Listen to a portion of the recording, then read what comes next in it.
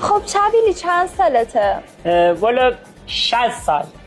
ببین سن اصلا مهم نیست، سن فقط یه عدده. مهم اینه که من دوستت دارم و میخوام یه عمر کنارت بمونم.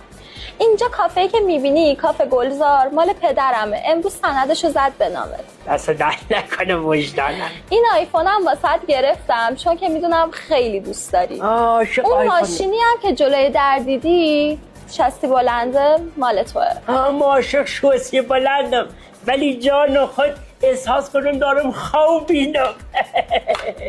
هندوانه سی چنته. ما یه رسمی داریم، هندونه رو وقتی باز میکنی وسطش قرمز باشه یعنی من و تو با هم خوشبخت میشیم. یعنی وسطش قرمز بو خوشبختیم؟ یا شانس. چته؟ هیچی، خواستم بنالم داخلش قرمزه یا نه.